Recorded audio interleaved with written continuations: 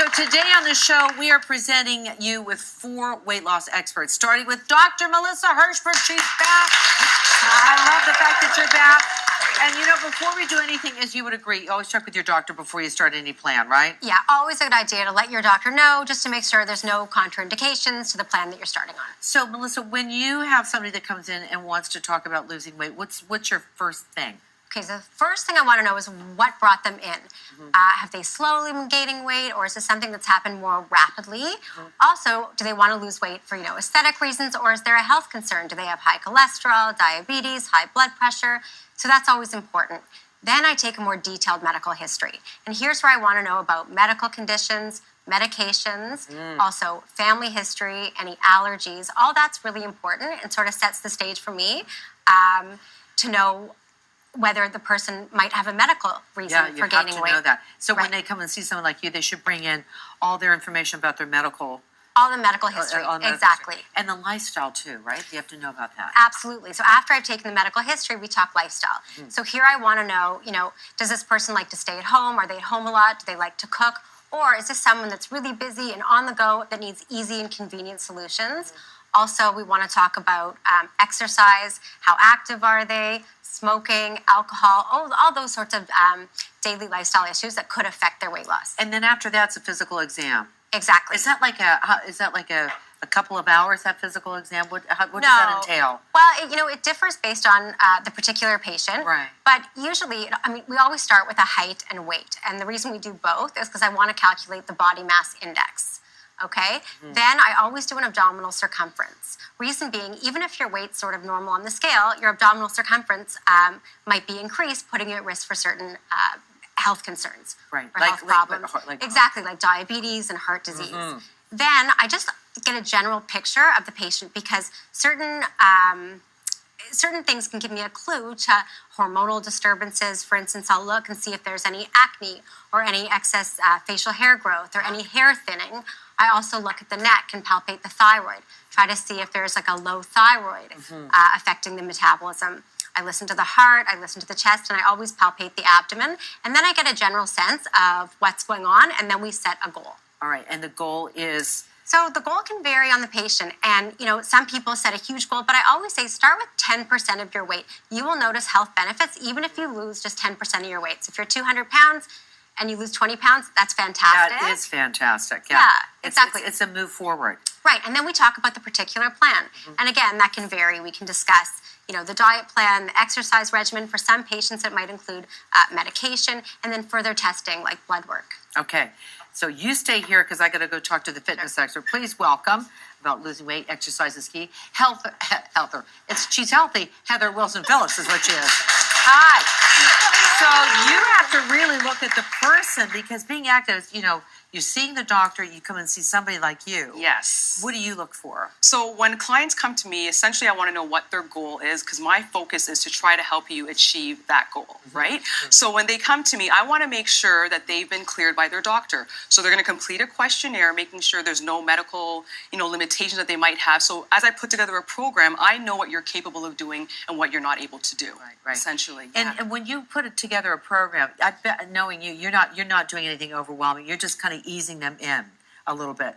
Don't you think, though, mentally? Because I would say, I'm sorry, I can't work out with you 5 days a week. That's not happening, right? And there's some clients, depending on what their goals are, some clients might start off really slow. They might want 2 to 3 days a week. And then I have some clients who are like, I want to see you every single day. And I'll put together a program based on that. Do you worry about a burnout factor, though, when they do that? I worry about a burnout if they're overtraining. So overtrain like in their actual session. So when I have clients, when they're with me, sometimes the session might be half an hour, 45 minutes, or an hour. Sometimes there's clients that they'll be done with me, and then you see them want to continue on and doing more, and I'm like, we just did a lot. Wow, good. You know what I mean? That's good, so you never know until they get in the zone.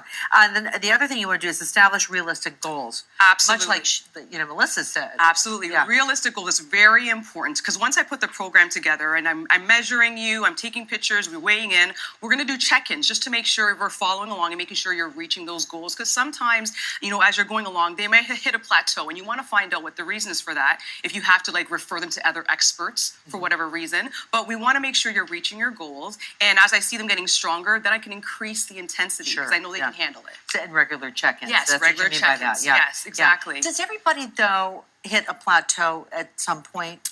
I think they do because Yeah. it all depends on what it is that you're doing because some people get really comfortable doing the same thing over and over again. And myself as a trainer, I'm consistently changing it. As I see your body reacting, we're changing and we're ramping it up Because a bit. your body gets used to that and then nothing, And no changes. No changes. Exactly. Okay. All right, there she is. Heather, thank you so much. Now we're going to talk about the mind over matter. Okay. So we're now talking to Angie Holstein, and she's a therapist, and it's a very important role that plays when it comes to taking this on. So what do you say to your clients? Well, to clients, just as the other women have said, it's really important to understand sort of where that goal is coming from. And in my role as a therapist, we're looking at trying to understand what your mental health, like the quality of your mental health is. It's because then it actually can make you that much more successful when we have some quality to our mental health. So they could be having some issues that they're not dealing with, and that is why they're there. So it's not just about the exercise and the food, it's about what does your life really look like. Exactly. So that's the holistic picture, right? So uncovering that kind of inner world and patterns. How do you deal with emotions? What are your thoughts? Those are all the things that drive emotional eating and these kind of unhealthy habits. So once you take a little bit of time to figure those patterns out with support, then you can set some really authentic and realistic goals, building in lots of self-compassion and a plan around setbacks. Do you find a lot of people just want to win this battle and they're not looking at anything else except for that number on the scale? And that's problematic, right? Yes. So if you could actually embrace this as a place of learning, because when you figure out those patterns, you're actually going to see them show up in different situations and within different goals in your life. Another thing that you say on your notes is accountability. So how do you factor all that in? What do you, not only just checking in with you, but how do you do that on a day-to-day basis? Absolutely. You could do a journal, but there's also accountability, right? Absolutely. So accountability is, I make the distinction between that and evaluation. So that's where what you said earlier about getting away from that number.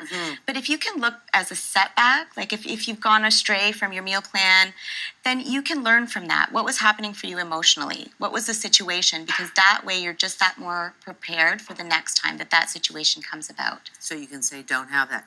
Get away from the kitchen. That's right. It's a mindset. It's a mindset, I'll tell you that. Okay, we're going to check in with you a little later on. Thank you. Let's talk about food. Let's ready food, everybody. Nisha. Hi, Nisha. How are you? Good, how are you? Very good to see you. Okay, so how do you help clients lose weight? What do you do? They come in and go, oh, I need to lose weight. What am I supposed to do? Well, I do a lot very similar to Dr. Hershberg. We generally go through a medical history to see where you are at currently with any conditions, what your medical history has been, any medications that you're taking, because that's really important to make sure Really we're getting, important, and make sure that you're starting safely and starting on the right foot with the realistic goals. Right. And we definitely talk about goals. What are your goals with starting a program like this? Is it to get well nourished? Is it for energy? Is it for better sleep? Or is it just primarily for weight loss?